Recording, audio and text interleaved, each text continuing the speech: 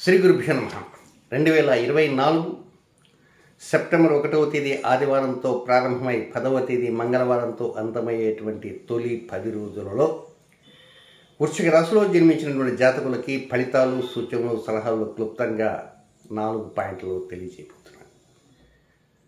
ముందుగా ఒక ముఖ్య గమనిక ఏంటంటే, ఈ మధ్యకాలంలో జ్యోతిష్ శాస్త్ర ముసుగులో మోసాలు, రకరకాల నేరాలు ఇలాంటివన్నీ జరుగుతున్నాయి. చాలామంది శాస్త్రం మీద ఏమాత్రం కమాండింగ్ లేకపోయినా కూడా మహా పండితులుగా కూడా చాలామంది అయిపోతున్న వారు కూడా ఉన్నారు. కొంతమంది అయితే చెట్టు పేరు చెప్పుకొని కాయలు అమ్ముకునే వారు ఉంటారు. అలాంటిది నిన్న ఒకటి నా దృష్టికి వచ్చింది. అది మీకు తెలియజేయబోతున్నా. అదేమిటంటే, నా వయసు 65 సంవత్సరాలు. నేను ఈ ఫీల్డ్లోకి 20 ఏట వచ్చాను. 45 సంవత్సరాల అనుభవం నాకుంది. ఒక పంచాంగకర్తగా భారత ప్రభుత్వం ఆమోదించినటువంటి దుర్గణత సిద్ధాంతిని. నాకెవరూ శిష్యులు లేరు. నేను ఎవరికి విద్య నేర్పలే, ఎక్సెప్ట్ నా డాటర్, నా కుమార్తె చిరంజీవి నందిని గార్గేయ. ఆ అమ్మాయికి మాత్రమే నేను పరిపూర్ణంగా నేర్పాను. ఒక ఎక్స్పర్ట్ లాగా తయారు చేస్తే ఆ అమ్మాయి పంచాంగం రాస్తుంది.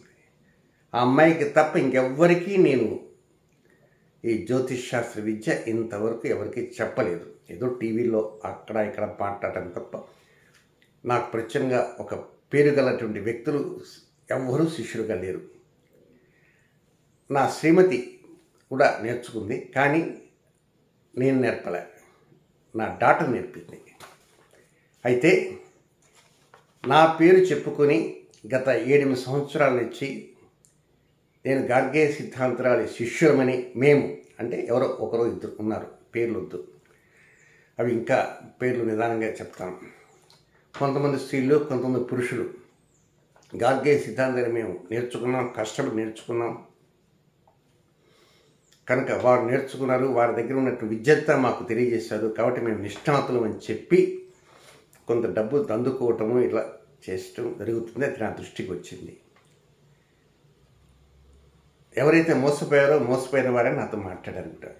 సరే, అతి కష్టం మీద వారిని అవతల వారిని మళ్ళా ఏదో పట్టుకున్నారట. బట్ ఎంతవరకు వాళ్ళ డబ్బు వచ్చిందో లేదో ఇంకా పూర్తి వివరాలు తెలియలేదు. కనుక ఏదేమైనా కొంచెం జాగ్రత్తగా ఉండండి. నా పేరు చెప్పుకుని మిమ్మల్ని ఎవరన్నా మోసం చేసేవారు ఉండొచ్చేమో, కనుక టేక్ కేర్, తస్మాత్ జాగ్రత్త. ఇక నెక్స్ట్ ఫలితాల విషయానికి వచ్చేద్దాం. మొదటి పాయింట్కి వస్తే, 1వ తేదీ ఉదయం నుంచి 1వ తేదీ రాత్రి 9:49 వరకు ఉన్నటువంటి పీరియడ్ అంతా కూడా అది ఏదో అంతా గమ్యగోచరంగా ఉన్నట్టుంటుంది. ఏమిటి లైఫ్ ఇట్లా అయిపోయింది, ఏమిటి బ్రహ్మాండంగా ఉండాలనే, బ్రహ్మాండంగా ఉండాల్సిన వ్యక్తిని నేను ఇట్లా ఉన్నానేమిటి అని మీకు మీరే ఒక్కోసారి మల్లగులాలు పడుతుంటారు. ఎవరికైనా చెప్పుకోవాలంటే మనసు మాట్లాడే వ్యక్తులు కూడా కావాలి.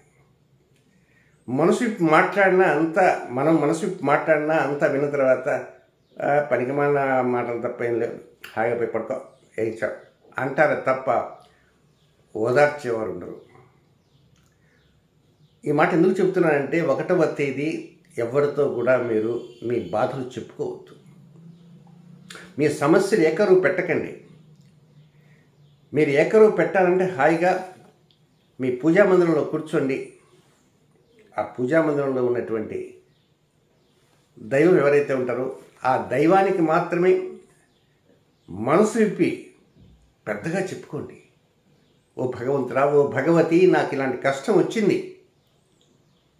ఆ కష్టాన్ని నీవు తప్ప ఎవరూ తీర్చలేరు అని మీకు తెలిసిన స్తోత్రము, పారాయణము, పద్యమో, శ్లోకమో ఏదో ఒకటి చెప్పండి. ఏది లేదనుకోండి, మూఢభక్తితో కూర్చోండి. అంతే తప్ప ఎవడో వస్తాడు ఏదో తెస్తాడని ఒక సినిమా పాట ఉంది, ఆ విధంగా ఎదురు చూసి మోసపోవద్దు. ఈ మాట ఎందుకు చెప్తున్నానంటే, మీ రాశి అధిపతి కుజుడు, ఆయన అష్టమ స్థానంలో ఉన్నాడు. అలాగే శని మీ రాశిపైన దృష్టి పెట్టున్నాడు వక్రగమనంతో.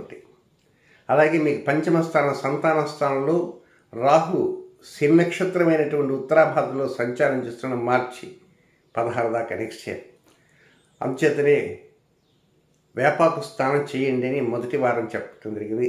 తర్వాత ఇక 4 వారాలు ఉన్నాయి. అవి మరలా గుర్తు చేస్తూనే ఉంటాను వేపాకు స్నానం గురించి.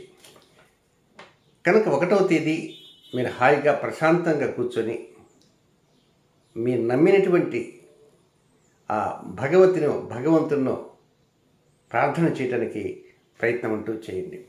ఇక నెక్స్ట్ 2వ పాయింట్కి వస్తే 1వ తేదీ రాత్రి 9:49 ప్రారంభమై అక్కడి నుంచి 6వ తేదీ రాత్రి 11:01 వరకు ఉన్నటువంటి సమయం అంతా కూడా అది చాలా అనుకూలంగా కొనసాగుతుంటుంది. మీ అడ్మినిస్ట్రేషన్, మీ ఇంటి పనులు కావచ్చు, వంట పనులు కావచ్చు, ఉద్యోగ పనులు కావచ్చు, లేక గృహంలో ఉన్నటువంటి ఇతర పనులు కావచ్చు, మీ వృత్తిలోనూ వ్యాపారంలోనూ ఉద్యోగంలోనూ మీ యావిగేషన్స్ ఏమున్నా అన్నింట్లో లైఫ్ అడ్మినిస్ట్రేషన్ పకడ్బందీగా మొదటి రోజు ఉన్నటువంటి నిరుత్సాహం అమ్మయ్య భగవంతుడు ఆలకించాడేమోని అనే భావన మీకు వచ్చేస్తుంది కూడా.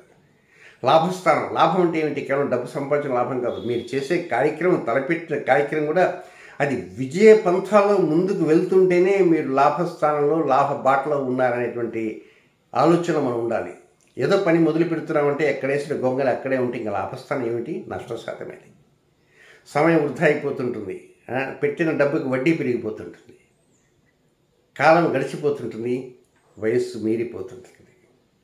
కనుకనే లాభస్థానం పకడ్బందీగా ఉంటుంది, అడ్మినిస్ట్రేషన్ బాగుంటుంది, జల్సా ఆలోచన మనసులో పురి విప్పుతుంటాయి. అలాంటి ఆలోచన పురి విప్పంగానే వెంటనే అక్కడికి వెళ్దాం, ఇక్కడికి వెళ్దాం అనేటువంటి వాటికి స్వస్తి పలకండి. ఏదైనా కొంచెం ఖర్చును తగ్గించుకొని ఉండటానికే ప్రయత్నం ఉంటూ చేయండి. ఎనీహౌ ఈ 2వ పాయింట్లో చక్కగా అనుకూలతలు పొందుతూ క్రొత్త నిర్ణయాల వైపు మనసు ఉరకలు వేసే విధంగా అవకాశాలు వస్తుంటాయని చెప్పడంలో సందేహం ఎంత మాత్రమూ లేదు. నెక్స్ట్ 3వ పాయింట్ 6వ తేదీ రాత్రి 11:01 ప్రారంభమై 9వ తేదీ మధ్యాహ్నం 11:29 వరకు ఉన్నటువంటి ఈ సమయం కొంచెం వెరీ ఇంపార్టెంట్. ఇది 3వ పాయింట్. ఏమిటి ఇంపార్టెంట్? ఈ 3వ పాయింట్లోనే గణపతి పర్వదినం పండగ వస్తున్నది, ఫెస్టివల్, గణేష్ ఫెస్టివల్. మనం వినాయక చవితి అంటుంటాం, కానీ వాస్తవంగా అలా పలకకూడదు. దయచేసి ఏమనుకోవద్దు, ఇలా చెప్పారని. గణేష్ చతుర్థి లేక వినాయక చతుర్థి అని పిలవండి, వినాయక చవితి అని పిలవకండి. వినాయక చతుర్థి వ్రతకల్పమని రాస్తారు పుస్తకాలు, వాళ్ళు తప్పు రాస్తారు. వినాయక చతుర్థి వ్రతకల్పము అంతే. ఇకపోతే ఆ రోజున మీరు భగవంతుని ప్రార్థన చేస్తారు, వినాయకుడిని. ఏదో అది కావాలా, ఇది కావాలా, ఆరోగ్యం కావాలా, డబ్బు కావాలా, పెళ్ళి కావాలా, ఉద్యోగం కావాలా, ఇల్లు కావాలా అని. వీటన్నిటికంటే ముందు మరొకటి ఉంది, రకరకాలు ఉంటాయి. నేను చెప్పబోయేటువంటి ఆ కోరికనే మొదట కోరుకోండి. నేను చెప్పబోయే కోరికనే మొదట కోరుకోండి. ఆ తర్వాత మిగతా కొండవీటి చాంతాడులాగా స్వామికి విన్నవించుకోండి. ఇంతకీ ఏమిటి ఆ కోరిక? వెయిట్, చిట్ట చివరిలో చెప్తా. అంతవరకు వీడియో చూస్తూ ఉండండి, వెయిట్ చేయండి. ఇకపోతే ఈ పర్వదినాన కోరుకుంటాం అనుకోండి, కానీ ఈ 3వ పాయింట్లో అనవసర డబ్బు ఖర్చు అయ్యే అవకాశం వస్తాయి. కొన్ని ముఖ్య కార్యక్రమాలకు బ్రేకులు పడే అవకాశాలు ఉన్నాయి. ఈ బ్రేక్స్ ఒక్కోసారి సడన్గా పడిపోతాయి. కనుక మీకు ఈ 6వ తేదీ రాత్రి 11:01 నుంచి 11:01 నుంచి ప్రారంభమవుతుంది. కనుక 7వ తారీఖు 8వ తారీఖు 2 రోజుల్లో కూడా ముఖ్య కార్యక్రమాలపైన ఒక్కోసారి దృష్టి మీరు పెట్టినా కూడా అవి ఎక్కడో ఒక చోట అట్లా అప్సెట్ అయినాయంటే మీరేమీ బాధపడవద్దు. అందువలన ముఖ్య కార్యక్రమాలపైన మాత్రం ఎక్కువ దృష్టి ఉంచవద్దు. సాదా సీదాగానే వెళ్ళటానికి ప్రయత్నం చేయండి. అతి ముఖ్య కార్యక్రమాలు వద్దు. సరే, పండగ పూట కనుక ఆ రోజు సెలవు ఉంటుంది కనుక ఆ స్వామివారిని ఏదో ప్రార్థన చేస్తాం, చక్కగా స్తోత్ర కదమ్మతో ఉంటాయి కనుక అవి చేస్తాం, ఆ పత్రితోటి పూజ చేస్తాం. ఇక నెక్స్ట్ చివరి పాయింట్ ఏమిటంటే అది 4వ పాయింట్. 9వ తేదీ మధ్యాహ్నం 11:29 ప్రారంభమై 10వ తేదీ అర్ధరాత్రి వరకు ఉన్నటువంటి ఈ సమయంలో మాత్రం ఈ టైం ఎలా ఉంటుంది అంటే ప్రశాంతం, 2వ పాయింట్ లాగా ఉంటుంది, ప్రశాంతంగా ఉంటుంది. పురివిప్పిన నెమలి ఉన్న విధంగా అన్న చందంగా ఉంటుందన్నమాట. డెవలప్మెంట్స్ వస్తాయి అనేటువంటి కొన్నతో ధైర్యంతో ఉంటారు, మనోధైర్యంతో ఉంటారు, మానసిక స్థైర్యంతో ఉంటారు. మనోధైర్యంతో ఉంటారు, మానసిక స్థైర్యంతో ఉంటారు. అటు ధైర్యము ఇటు స్థైర్యము రెండూ కలిపి ఒక్కసారిగా మీకు బ్రహ్మాండమైనటువంటి ఒక పట్టుని అందిస్తాయి. ఈ పట్టు వల్ల డెవలప్మెంట్స్ మాత్రం హ్యాపీగా ఉంటాయి. ఎక్కడ ఎలాంటి వ్యతిరేకతలు ఉండవు, హ్యాపీగా వెళ్ళవచ్చు. చాలా మనసును విప్పి మాట్లాడేటువంటి వ్యక్తులు కూడా మీకు తోడవుతారు. వారు చక్కగా మాట్లాడండి. మృష్టాన్న భోజనం కూడా చక్కగా ఉంటుంది. ఇబ్బంది పడాల్సినంత అవసరం అంటూ ఏమీ లేదు. నెక్స్ట్ ఇంతకీ ఈ వృశ్చిక రాశిలో జన్మించినటువంటి నక్షత్ర జాతకులు ఉన్నారు కనుక ఏ నక్షత్ర సమయాలు వారికి వ్యతిరేకమో అవి కూడా తెలియజేస్తారు. ఇక విశాఖ నక్షత్ర 4వ పాదంలో జన్మించిన వృశ్చిక రాశి జాతకులకి 5వ తేదీ గురువారం ఉదయం 6:14 నుంచి 6వ తేదీ శుక్రవారం ఉదయం 9:25 వరకు వారికి అనుకూలమైన సమయం కాదు. రొటీన్ కార్యక్రమం చేసుకోవచ్చు. నెక్స్ట్ అనురాధ నక్షత్రంలో జన్మించినటువంటి జాతకులకి 6వ తేదీ శుక్రవారం ఉదయం 9:25 నుంచి 7వ తేదీ శనివారం మధ్యాహ్నం 12:34 వరకు వారికి కూడా అనుకూలమైన కాదు. ఇక జ్యేష్ఠ నక్షత్రంలో జన్మించిన జాతకులకి 7వ తేదీ శనివారం మధ్యాహ్నం 12:34 నుంచి 8వ తేదీ ఆదివారం మధ్యాహ్నం 3:31 వరకు వారికి కూడా వ్యతిరేకమైనటువంటి సమయంగా భావించాలి. ఓకే, బాగుంది. ఇంతకీ ఈ గణపతి పర్వదినాన గణపతిని ప్రార్థన చేసుకుంటారు, షోడశోపచార పూజలు చేస్తారు. ఆ తర్వాత కర్పూర నిరాజనాలు, నైవేద్యాలు అన్నీ అయిపోతాయి. మళ్ళా చివరిలో మరొకసారి మనసారా కోరుకుంటారు. ఏం కోరుకుంటారు? ఎన్నో ఉంటాయి, అవన్నీ కోరుకోండి. అవన్నీ తర్వాత ఈ చెప్పబోయే ఒక్క విషయం మాత్రం మర్చిపో. అదే మొదటి కోరికగా ఉండాలి. డబ్బు గురించి అనుకుంటారా? కాదు. ఆస్తుల గురించా? కాదు. అంతస్తుల గురించా? కాదు. చెప్తాను. మీరు వివాహమై దంపతులుగా ఉండి మీకేమైనా సంతానం కలిగారనుకోండి, ఆ సంతాన అంశాలపైనే దృష్టి ఉంచండి. వాళ్ళ అబ్బాయిలు కావచ్చు, అమ్మాయిలు కావచ్చు, చిన్నవారు కావచ్చు, పెద్దవారు కావచ్చు, అతి పెద్దవారు కావచ్చు, ఉద్యోగస్తులు కావచ్చు. సహజంగా మనం ఏం కోరుకుంటాం? మా కుటుంబం అంతా బాగా ఉండాలి అనుకుంటాం. మా కుటుంబం అంతా బాగుండాలి కనుక ఆ పాయింట్ సెకండ్ పాయింట్ పెట్టుకోండి.